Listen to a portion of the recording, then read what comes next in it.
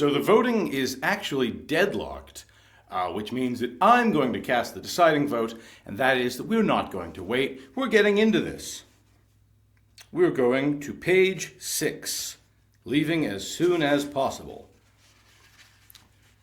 You spend the afternoon packing equipment and supplies needed for your expedition into the Escalante Canyon.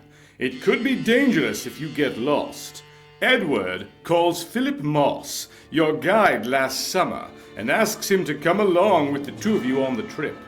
He agrees. A Hopi Indian, Philip has spent most of his life exploring the desolate and beautiful canyon lands of the Southwest. When everything is packed and ready to go, the three of you pile into Edward's Jeep and head for Boulder, Colorado, where you'll begin your trip into the Escalante Canyon. There are few cars on the road, and the three of you trade off the driving, taking shifts. 7 hours later, you reach Boulder. The local forest ranger, Alfred Wyatt, briefs you on where to go in the canyons.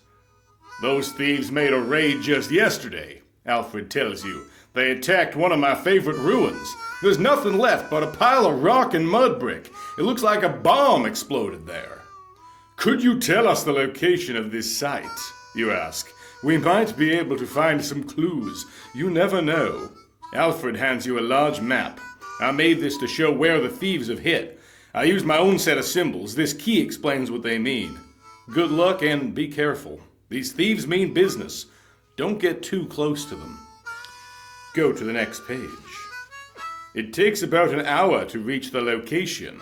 You leave the Jeep behind a large boulder as you hike the first few miles. The desert stretching before you, you're very tired.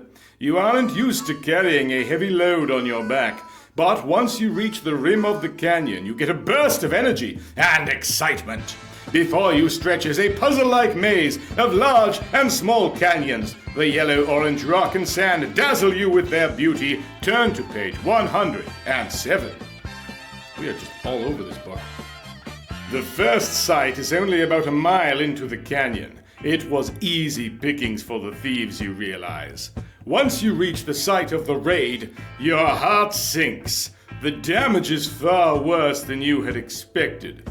Walking among the ruins, you can hardly tell that this was ever an Anasazi dwelling.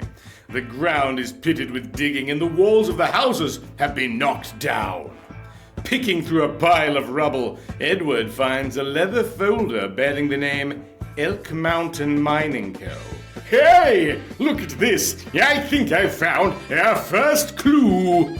There are maps inside the folder of all the Anasazi ruins in this area. Where is this Elk Mountain Mining Company, you ask? I don't know, Edward replies. Let's go back and see if we can find anything in the state records. Maybe we should stay in the canyons and continue searching, you reply.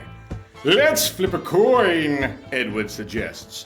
Your guide, Philip Moss, says nothing. His eyes roam the silent canyon walls. You can't tell what he's thinking. Heads, we go back. Tails, we stay, Edward says, tossing the coin into the air. You call it. Heads turn to page 34. Tails turn to page 22. So, if you are not sure which is honestly the wiser choice, there's always a very, very simple heuristic, is that the word I'm looking for? To make your choice.